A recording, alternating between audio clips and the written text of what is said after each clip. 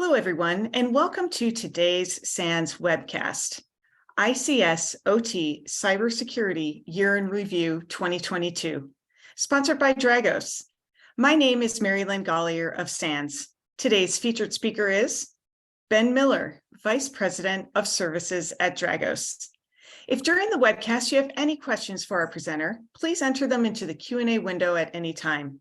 Please note that this webcast is being recorded, and a copy of the slides and recording of this webcast will be available for viewing later today and can be found on the SANS registration page. And with that, I'd like to hand the webcast over to our presenter. Hi, Mary Lynn. Thank you so much for the introduction. Hi, everyone. Welcome to this year's year in review. This is something that we look forward to every year and has become a bit of a passion project at Dragos on what we're able to provide back to the community. My name is Ben Miller. I lead the services organization here at Dragos, and Rob Lee, who was going to be on, unfortunately, not only is he traveling, but he has a sinus infection and wishes everyone the best, but he is unable to make it for this. So y'all will be stuck with me as we walk through the year in review. It should be a really good overview and good discussion, though. And before I dive into the year in review itself, I want to just note a couple things about Dragos, not necessarily to pitch Dragos, but just to understand where the year in review report itself comes from. So Dragos is a technology company, right? We focus on creating visibility within the OT environment, from assets, vulnerabilities to the threats that are in there. But from the very early days of Dragos, we recognized two core problems. One, we did not fully understand the threat landscape. So this is going back into 2016 when Dragos was first founded.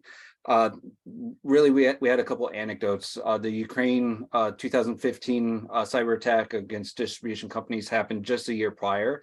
And so we knew there were threat actors out there. We didn't know how many of them. We didn't know who was interested around the industrial control system space.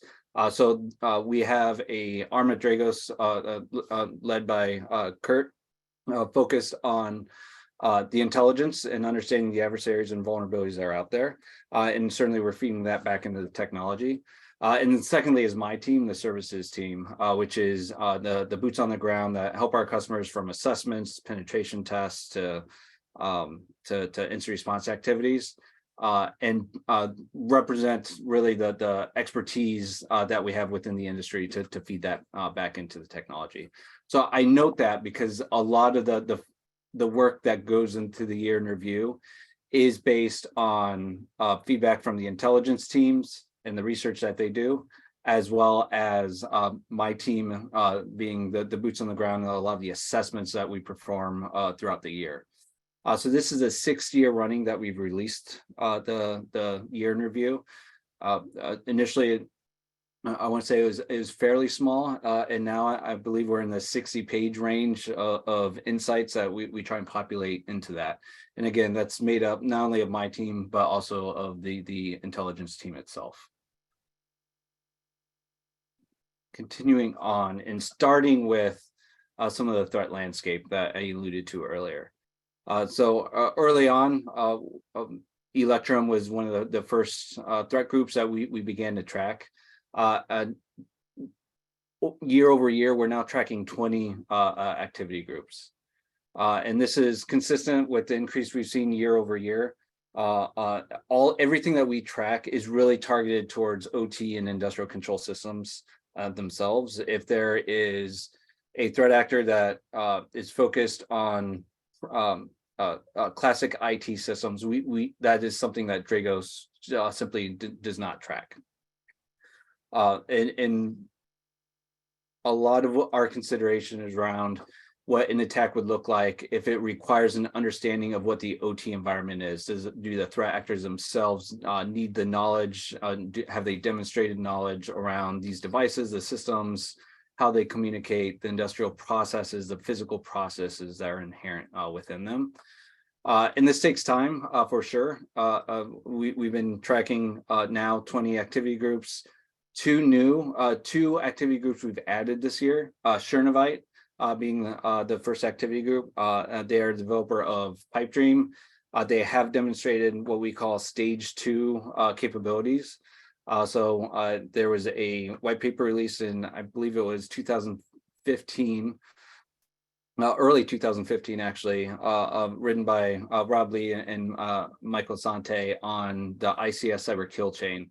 And that speaks to a stage 1, which is largely the classical IT environment of the adversary gaining the initial capacity or capability inside of an organization. And as they move from the classic IT infrastructure into OT infrastructure into stage 2, and demonstrate capabilities to develop and understand the environment within there and ultimately deliver some sort of capability or an attack, that's what we would call stage 2. So Chernovite represents a stage 2 capability for sure. We'll do a little bit of a deeper dive into them. It was first disclosed in April of 13th, when we released the public report at the same time as some of our government partners. We did do a coordinated disclosure with them. Chernovite is unique in that it is a cross-industry ICS-specific malware, and it's a unique story in that it was a capability that was found before it actually had an attack or was employed within any facility. So in that regard, the defense actually got ahead of the offense and were able to learn from an attack before it happened, which is very encouraging and something that honestly doesn't happen very often, and hopefully can happen more and more in the future. The second activity group that we began tracking in 2022 is bentonite. Bentonite is a good comparison to Chernovite, where bentonite is not stage 2. They are firmly in the stage 1 area. So we initially discovered them in 2021. And briefed our customers late in 2021 and have been tracking them over the course of 2022. They have been active. They focus on targeting oil and gas, and they're doing initial access, reconnaissance, and they have established and demonstrated C2 command and control capabilities within these oil and gas facilities as well. They have not necessarily demonstrated the ability to gain access into the OT or ICS environments of those facilities, but they have that interest and desire. So from moving specifically into Chernovite and talk through the implications of Chernovite. So Chernovite is the developer of Pipedream. Pipedream represents the 7th piece of malware that is specific towards industrial control systems. So this follows the S word, Stuxnet, Havix, Black Energy 2, Crash Override, Trisis, and Destroyer 2. Now we have Chernovite. Initially, Pipedream. Chernovite, being the authors of Pipedream, have initially targeted liquid natural gas, electric, both in the US as well as in Europe. However, the takeaway should not be, if we're not in those verticals, we don't need to worry about Chernovite. Because the capability that they developed definitely is something that is repeatable and scalable outside of those verticals. They have unique knowledge of industrial control systems, the techniques in order to have an effect within the OT environments.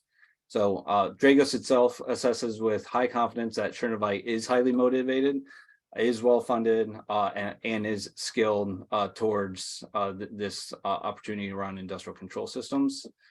They have demonstrated significant knowledge around OT and ICS, and they have advanced development capabilities, namely Pipedream, that is focused on disruption, degradation, and potentially destruction of industrial environments. So Chernovite itself has developed the capabilities to achieve stage 2 through Pipedream, to be able to execute an attack itself. With that, I'm going to dive a little bit deeper on Chernovite and the Pipedream itself. This is certainly not an overview of Pipedream. We do have several blog posts and I believe one white paper that focused on the core components of Pipedream in excruciating detail. I will be touching on the implications of some of that without getting into those details. So Pipedream itself was developed to manipulate and disrupt industrial processes. Full stop. That's what it's capable of doing. It is a flexible framework, and that has a lot of modules that it can be used, but each of those modules is flavored towards having the ability to be destructive or disruptive in a way that is cross-cutting across industries and is something that is very repeatable. So that's notable in some of the other malware examples that we have, such as crash override. So crash override used in Ukraine in a transmission substation in 2016 was notable at the time in that it was malware that was tailored towards specific protocols that you would only see within substations. So protocols such as IEC 104, 61850, those are all designed and implemented for substation automation. So in that regard, crash override was notable. However, it was really tailored towards those environments. Pipedream is quite a bit different than that, and specifically the protocols and technologies that it targets. So it targets 5 specific industrial control systems protocols: FINS, which is an Omron protocol; Modbus, Codesys, OPC UA, and a Schneider Electric proprietary protocol called NetManage. Now, 3 of those 5 protocols are ubiquitous across many industries, and that's the aspect of the scaling component that has us most what is most notable within Pipedream. And so what I mean by that is Codesys is used not by one vendor, but it is, you could think of it as a supply chain challenge where Codesys is a third-party set of libraries that are used across hundreds of different vendors and across thousands of different devices and product lines within those vendors. So that's what we mean from a scalable sort of attack, is the ability to leverage something like Codesys that spans so many vendors. Not only that, but you also compound that with Modbus and OPC UA, which is our standard protocols that are used again across many different verticals themselves. So in that regard, Pipedream is notable in that it's the first truly cross-sector ICS-specific malware that's been found in the wild today.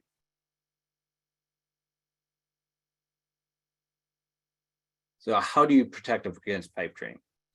So Pipedream, the challenge with Pipedream is it's not something that you can fix by patching. The capabilities that it's leveraging is by spec of the protocol. So there's not necessarily anything that you can patch away in regards to Pipedream.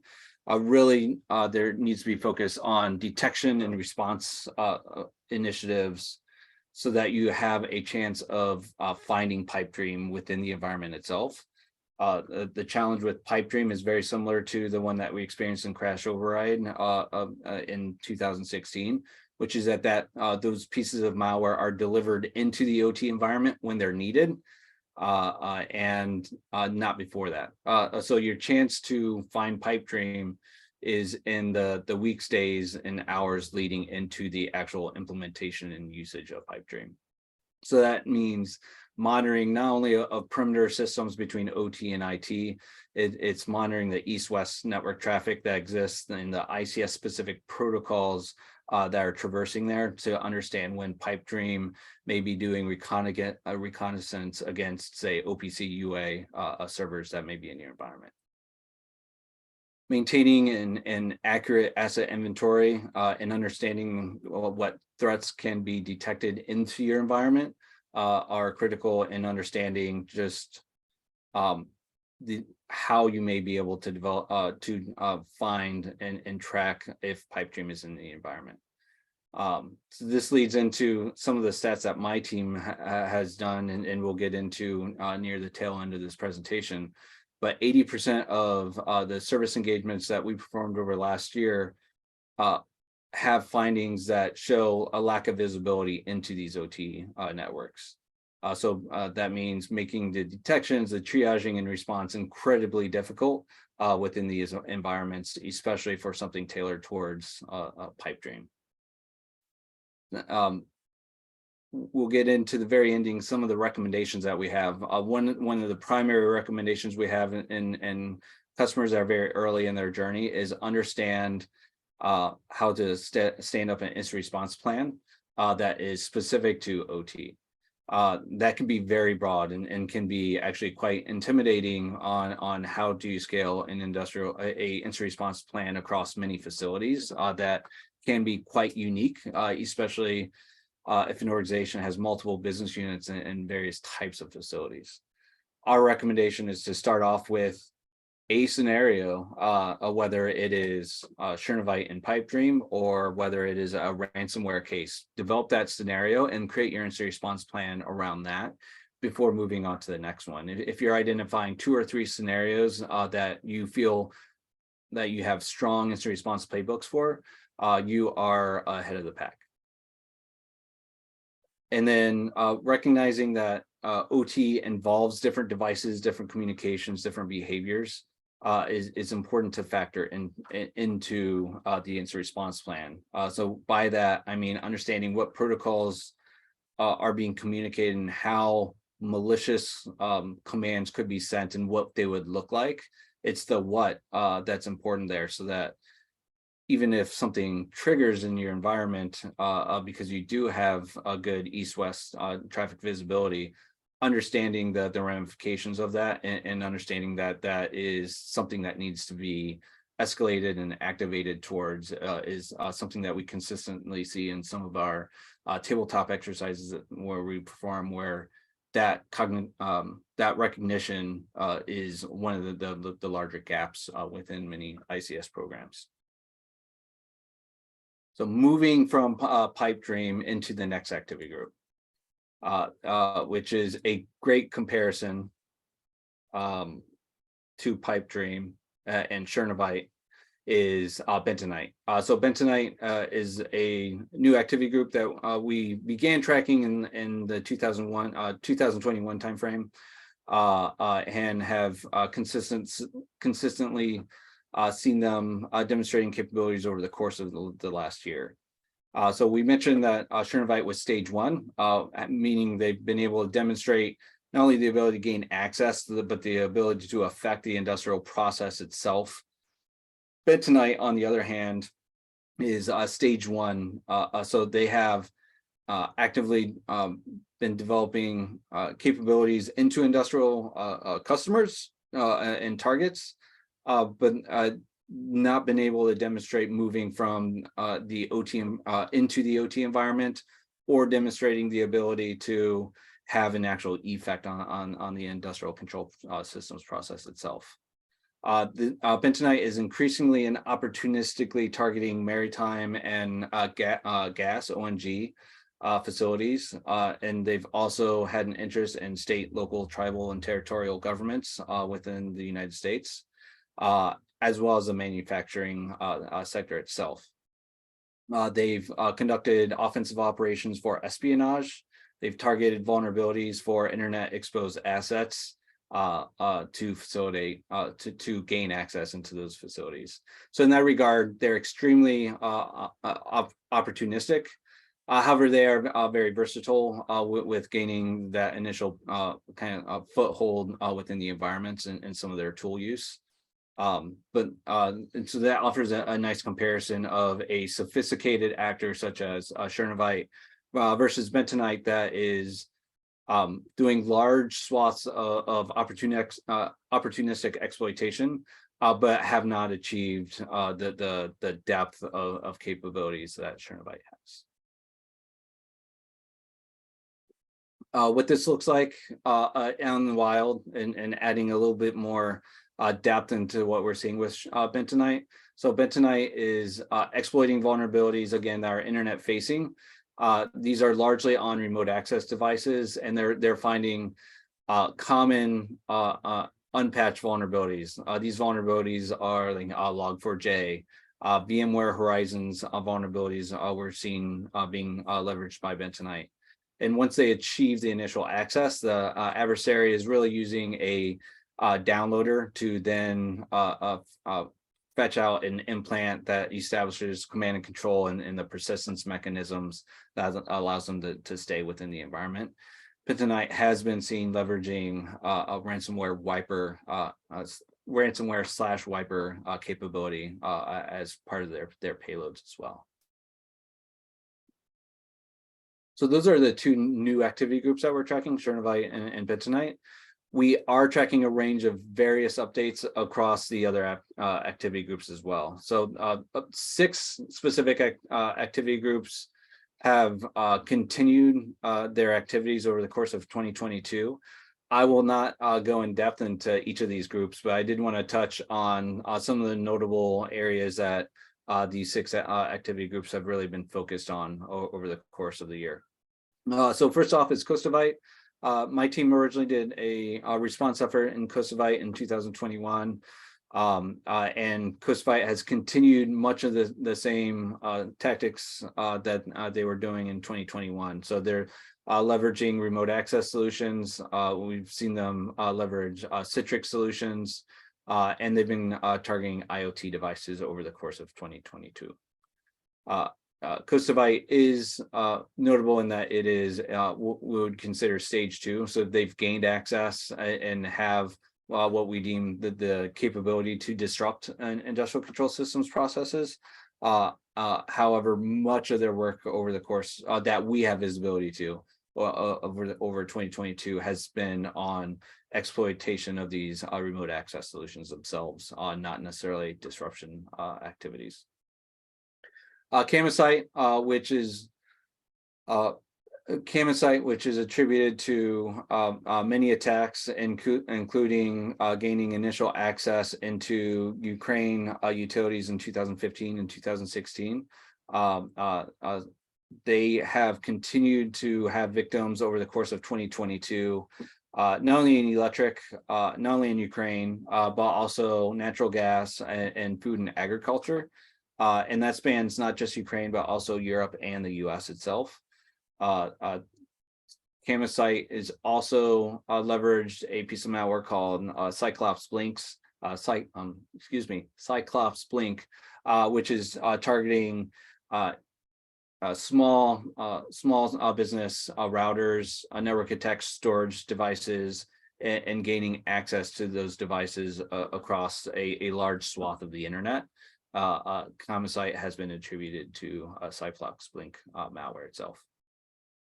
Xenotime is notable for Trisis, which is the first piece of malware that went after safety instrumentation systems in 2017 in Saudi Arabia.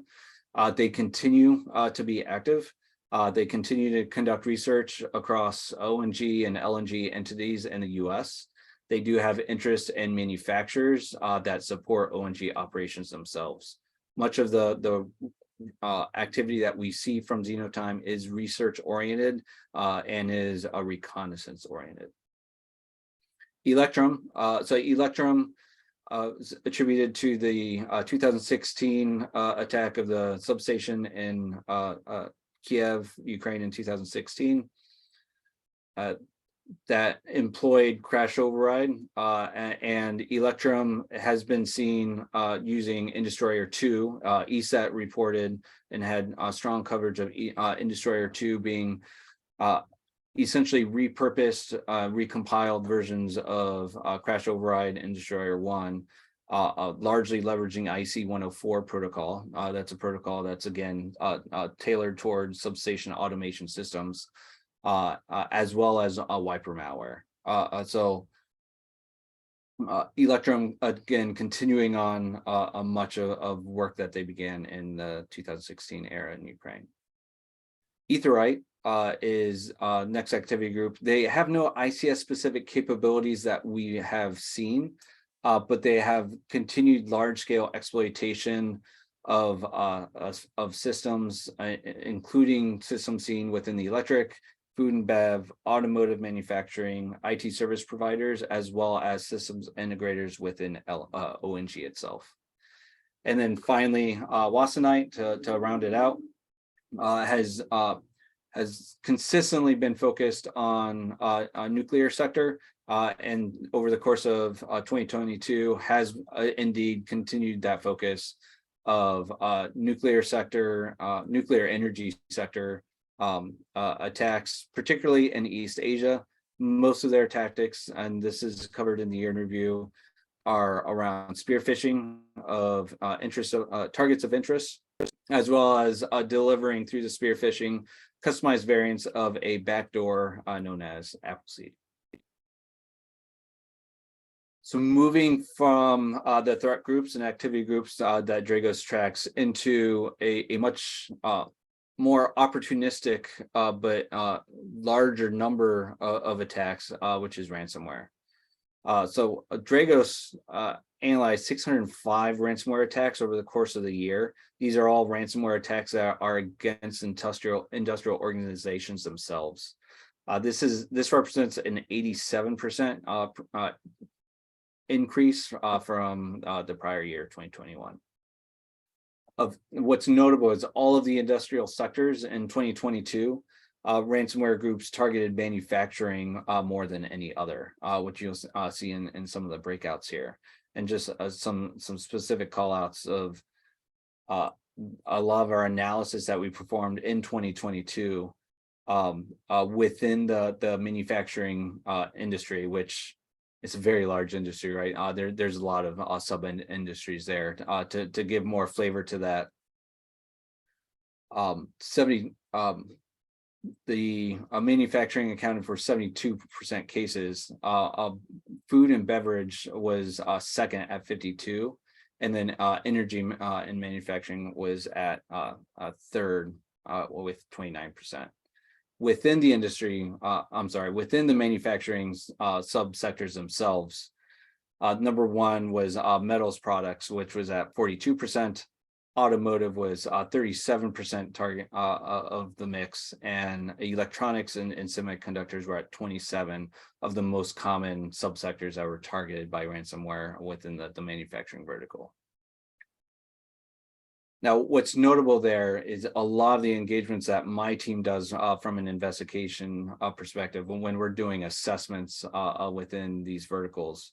What we see when we're doing essentially architecture assessments and understanding where some of their weak points are within the manufacturing vertical itself. 89% of the sites that we assessed had limited or no visibility within their OT networks.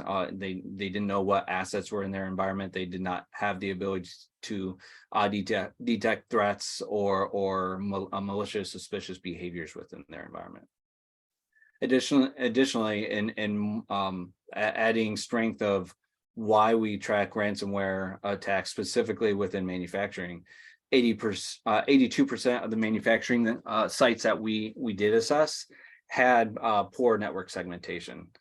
So that's really providing that concern of a ransomware attack that may begin in the IT side of an organization could become very easy to move into the OT environment through lateral movement and common shortfalls there. And then finally, 82% of the manufacturing sites do have external connections within their environment, which is, I think, finally beating that dead horse of don't worry, our facility is isolated. We are air gapped. That is not the case across the vast majority, if not all of the assessments that we've done. And then finally, 73% have shared credential reuse between OT and IT. Usually what this means in this finding is the Active Directory or authentication structure that is used within IT is extended into OT. This certainly allows for a shared trust between OT and IT, and it allows for lateral movement to very quickly move from IT into the OT without the ransomware group even trying to gain that effect. They get that out of their pure use of trying to spread as quickly as possible, and it extends it into the OT space. So let's look at a breakdown of the ransomware groups themselves that we've tracked. These are not all the ransom groups in the world. These are ransom groups that have focus on industrial organizations themselves. And what these numbers reflect, certainly 39 groups we began tracking over the course of the last year, and that makes up the 605 ransomware attacks I mentioned that we did our analysis of. The number one group out there is Lockbit, which accounted for 28% of the ransomware attacks that we tracked. Conti was number two. However, Conti was actually shut down in the May timeframe. Certainly in the later half of the year as well. Hive was shut down as well. So there's a lot of back and forth of ransomware groups as they form and fade away and merge with other groups. But this is a good representation of what we're seeing within the industrial space. There's a lot of capabilities beyond the ransomware itself, with anti-detection mechanisms within the ransomware, and include things like anti-debugging features, the ability to disable Windows Defender software and other endpoint protection.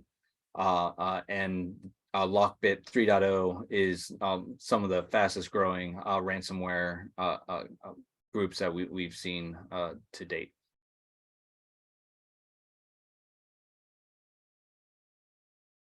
With ransomware in mind, we looked across our customer base, and this is requires a little bit of walking through of where these numbers come from and how they're represented. But we looked across our customers and tried to understand from a lateral movement perspective what are the protocols that would be most worrying from an IT to OT cross communication perspective. And the two that we focused on were RDP, Remote Desktop Protocol, as well as SMB, which is native Windows file sharing, server message block, I believe is the acronym.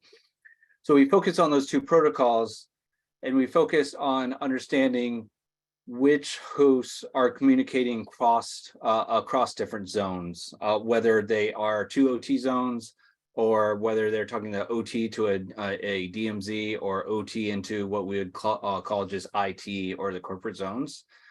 And what we're tracking, and some of the numbers that aren't on the slide. So the average number of source destination pairs. So one unique source, one unique destination.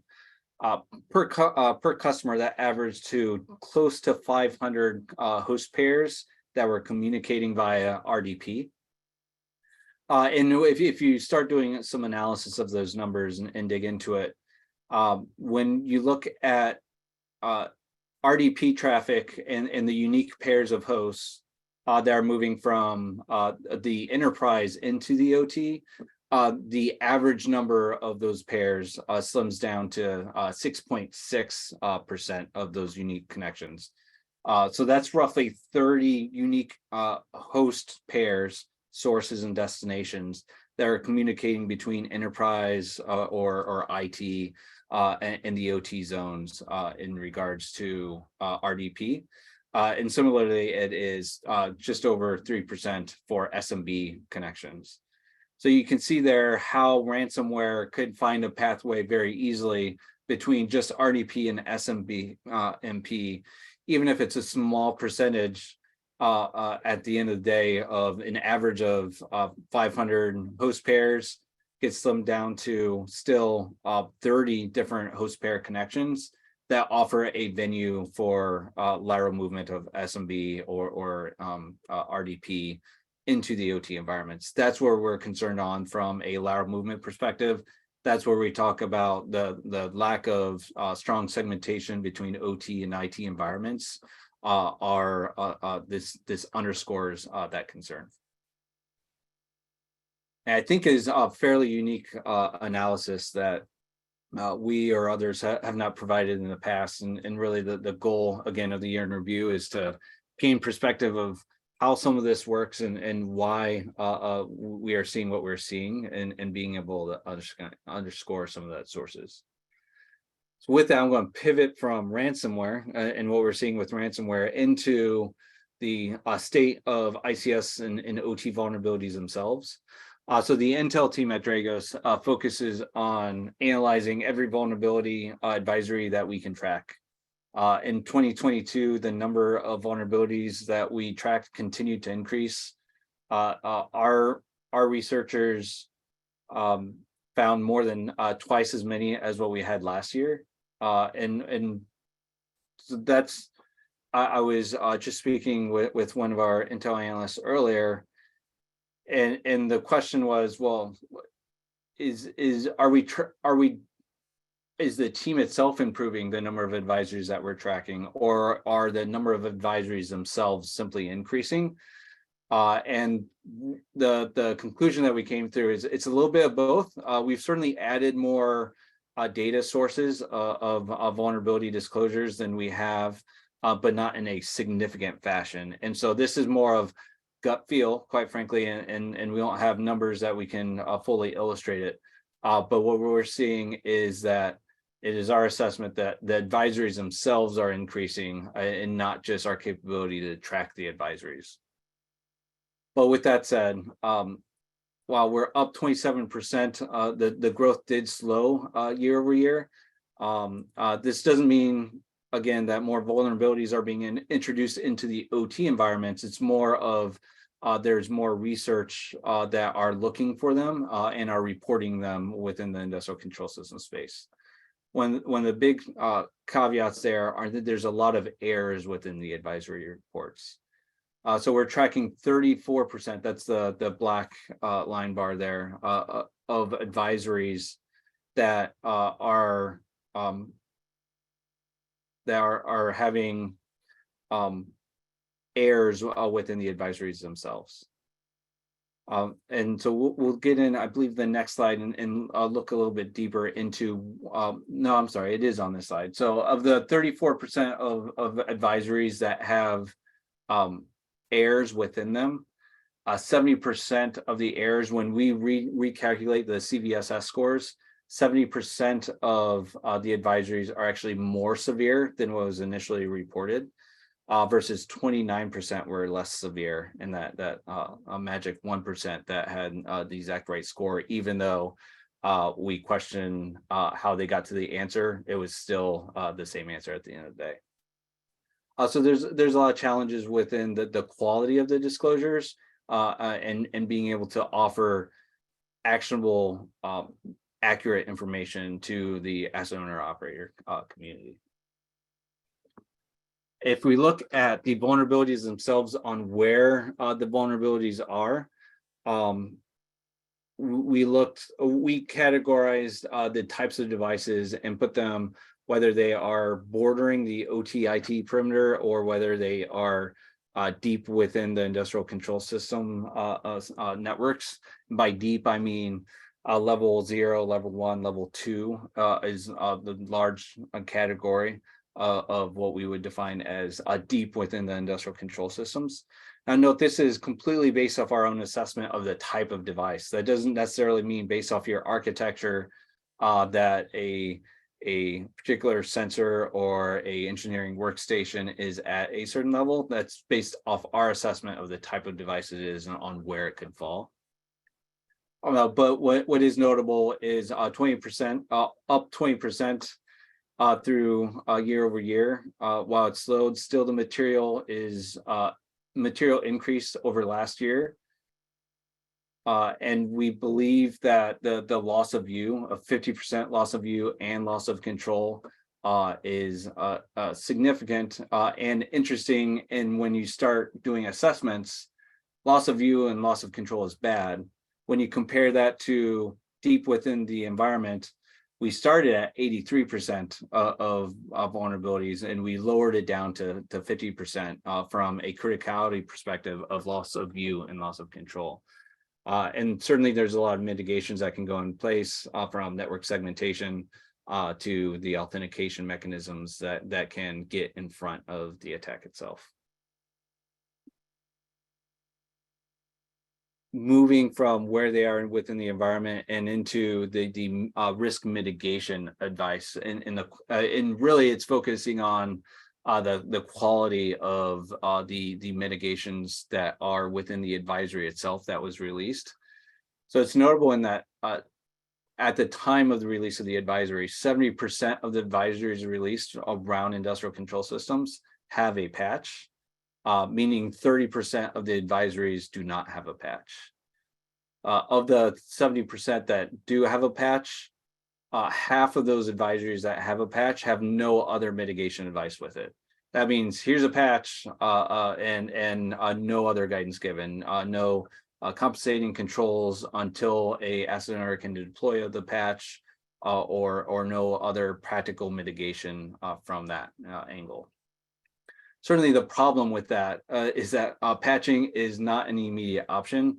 Most of the facilities within, unlike IT, cannot be pushing out patches and having a robust change process because of uptime and a variety of other concerns there. So it's interesting in that the disconnect of the advisories themselves that are focused on patching, 70% of them, versus the reality of the situation, which is that vulnerabilities are not something that can be quickly deployed out there, and asset owners are largely looking for practical mitigations and to determine how to have coverage before they deploy a patch, or even determine that they don't need to deploy a patch and because they have strong compensating controls in place. Which leads us to the consequence-based vulnerability management approach that Dragos has been focused on for a number of years, which is the now, next, never, now being in that red box of, based off the assessments that we've done over the, I think it was over 400 vulnerability advisories that we tracked over the course of the year.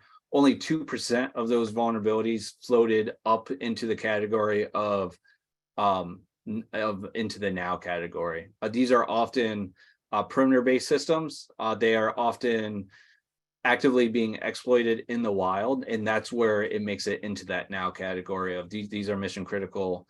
If the name of the game is preventing the adversaries of gaining access beyond your perimeter, then these are vulnerabilities that you do need a patch. Then the next group of vulnerabilities that we track, 68% of the vulnerabilities that we assessed over the last year, we put firmly into the next category. So next meaning next maintenance cycle, next outage window that you have that is planned, should include patching or putting in mitigations around these vulnerabilities themselves. That means that it's possibility of remote network exploitation, that these devices often reside deeper within the networks themselves, and they're often focused. They often have a vulnerability that would lead to a direct impact of the industrial process itself at the end of the day, which is very different from the never category. So it's a little bit contentious to say, no, you should never patch that vulnerability. And yet we're tracking 30% of the vulnerabilities we assessed over the last year fall into the never, don't worry about it category. Now, why is that? That is largely because what you would be patching, while you would solve a vulnerability, it is not a vulnerability that has induced or created new functionality within that device or that system. What I mean by that is if the vulnerability has a CPU stop sort of functionality where the system goes offline, and yet a protocol by spec would allow you to send an unauthorized command to do that exact same function, are you really gaining anything by fixing that vulnerability when it was already a core feature from a very much a insecure by design sort of mindset within there? So if you're not gaining a value in actually increasing your security security posture by patching, that's where we put the vulnerabilities into that never category. ultimately, at the end of the day, you want to conduct a risk assessment to determine yourself where you have where it's safe to continue operations if the vulnerabilities themselves are not assessed. Certainly, anyone that is has no insights in your facility can make that call. The facility itself needs that insights. But these are the categories that Dragos uses to differentiate based off consequence of the vulnerability and where that falls. So moving from vulnerabilities to, what am I doing on time? Moving from vulnerabilities into the engagements that my team has provided over the last year. About 4 years ago is when we started tracking core trends in what we've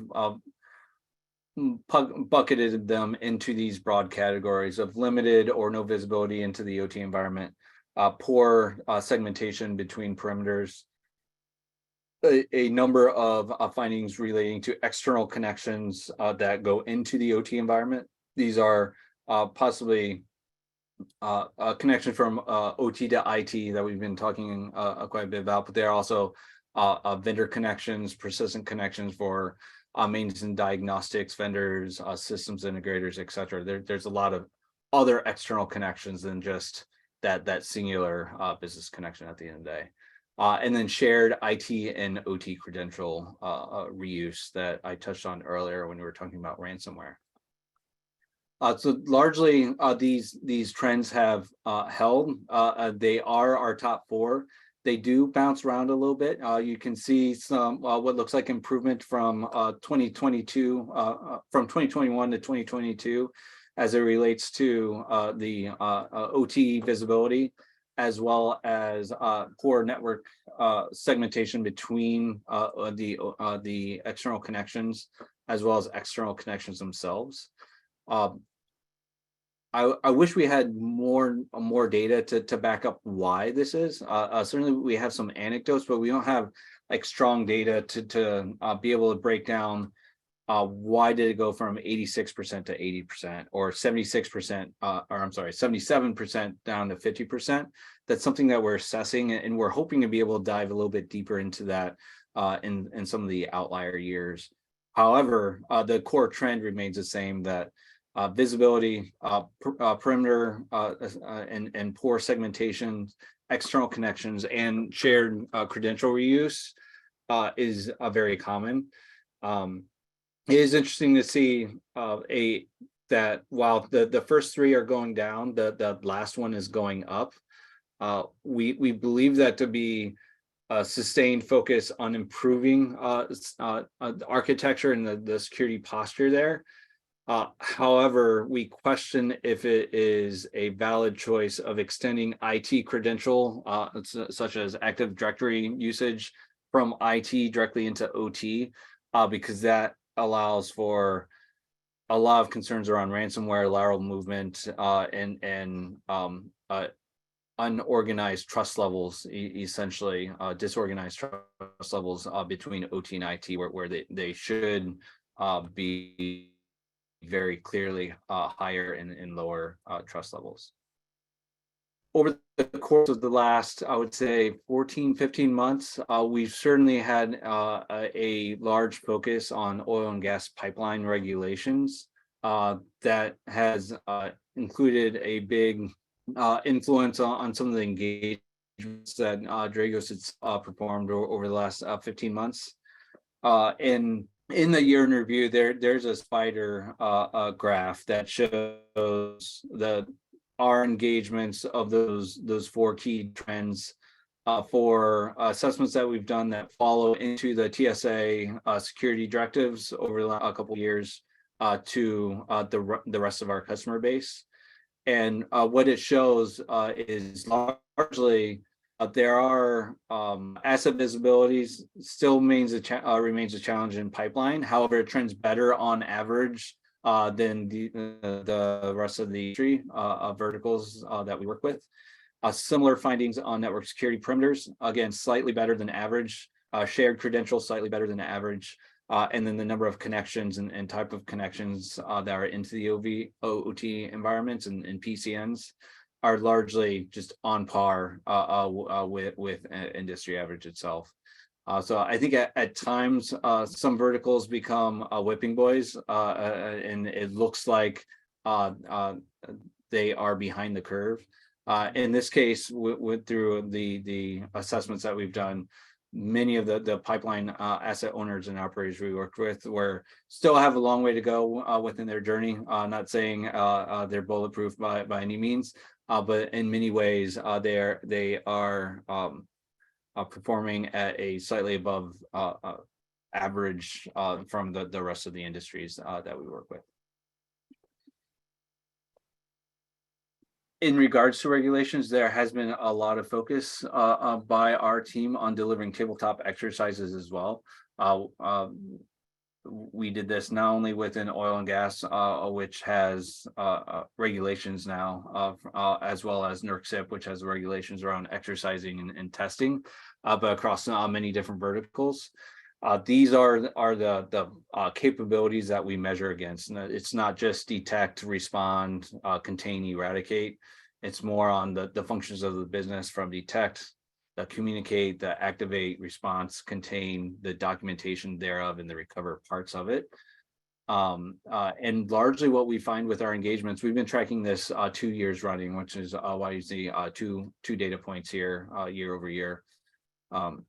Detection and documentation remain to be the capabilities that are performing at the lowest levels. There, at the same time, the detection capability saw an 8% increase year over year. So there's certainly capability growth there, but it's by far the weakest measure when we're doing our tabletop exercises. And again, these tabletop exercises are something that are generally across large swaths of the company. It's not just the OT, or it's not just the cybersecurity team. It is largely those teams in combination with corporate communications and legal and executive teams. So it spans the broad mix of how does the organization itself detect, which is also recognizing that the detection is leading to something significant, and how do you activate and respond to that in a meaningful way across the organization. These are the numbers that we're tracking in our tabletop exercises. So with that, I think we still have a couple minutes for a Q&A. I'm going to jump into Q&A. I did want to touch on the 5 critical controls. Most of our assessments nowadays are tied in some way to the 5 critical controls. Our recommendations are very specific, but they largely tie up into how it feeds into incident response planning, how it ties into defensible architectures, network monitoring. Now, these 5 critical controls is a white paper released by Robert Lee from Dragos, as well as SANS, and Tim Conway from SANS. So this is a view of not just what some of what Rob's seen at Dragos, but what he and Tim have seen across their last 15, 20 years within the community through SANS. And we talked about incident response plans and tailoring them towards specific scenarios. But the white paper that was released, I think it was last year, I don't think it was this year, but late last year, covers the 5 critical controls and what does that mean from an industrial control systems perspective, and is a great resource to leverage on understanding how and where to start building your programs towards. So with that, I'm going to pull up the Q&A, and I believe we have just 5 minutes to see what questions we can answer.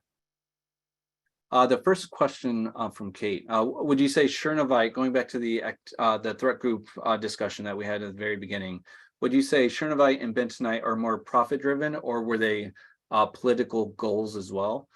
So it's certainly hard to track the intent of the threat groups themselves and what they were looking to achieve. What I can say is Chernovite is focused on developing a capability that absolutely has the ability to disrupt the facilities environments themselves, whether that is for political gain or profit driven, because we were able to quite frankly, get ahead of that attack. It was more conjecture than anything on if it would be political or profit. Bentonite has very diverse sets of targets that they go out of. They focus on scaling through the devices that are just directly connected to the internet and leveraging there. We haven't seen anything that would move them one way or the other towards profit or political goals. We don't have insights. Next question from Anne is, have you observed attacks against railroad positive train control systems? No, we have not. Certainly we have not out in the wild. We have experience with positive train control, but we are not tracking in any threat groups that have demonstrated any sort of capability towards positive train control or have specifically focused on doing systems analysis research on positive train control systems. Let's see, next question is, have you seen situations where ransomware attacks on enterprise systems are being used as precursors to attacks on ICS systems? So I'm not sure if precursor is the right word, but we've certainly seen attacks move from delivery into the IT environment to have a direct effect within the OT environment. So the lack of segmentation between the environments, as well as credential reuse between OT and IT, leads directly into this, where the ransomware group may not actively be trying or understand that there is even an OT environment, and yet they're able to extend in there because of those circumstances. Lots of questions. Does Dragos have any research around the issues with the air gap, where the root causes and that degrade the air gap? So I think it's largely the environments across all verticals that we work in are going through large digital transformation projects. Digital transformation, in my view, means more and more connectivity. It means more movement of data within the environment and getting data out. That by itself erodes air gaps. But certainly there's the aspect of the security controls themselves can degrade over time, right? There are many people at Dragos that joke about the test rules on firewalls. The test rules that allow for any connectivity are the ones that stay in place the longest on the firewalls. And so there's a lot of that degradation of the security controls over time due to lack of oversight and audit controls that are making sure that they stay in the same state as when they were initially deployed on. I think I have time for one more question.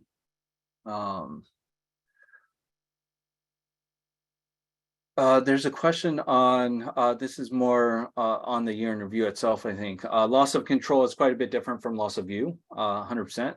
Is there a difference or is there a breakdown of those two categories? So we did break down in the vulnerability section. There's three measures. One was both loss of view, loss of control. And then we had a separate one for loss of view and another one for only loss of control.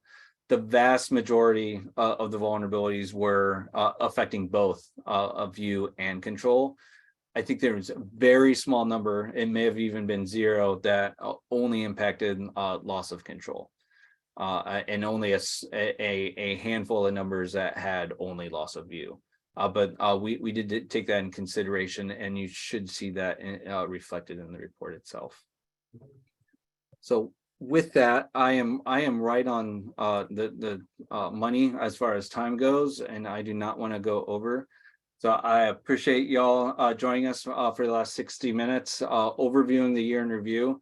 It is, again, a passion project that we do at Dragos, try and arm the community with not just anecdotes and FUD that may be moving around in the media, but just as much empirical data as we can provide on what we see not only out there on the adversary and vulnerability side, but what we're seeing within our customers' environments as we do assessments, as we do incident response activities. So hope this found value within your time, and thank you for joining us all today. Thank you.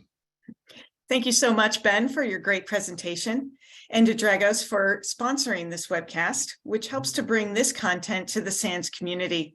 To our audience, we greatly appreciate you listening in. For a schedule of all upcoming and archived SANS webcasts, including this one, please visit sans.org/webcasts. Until next time, take care, and we hope to have you back again for the next SANS webcast.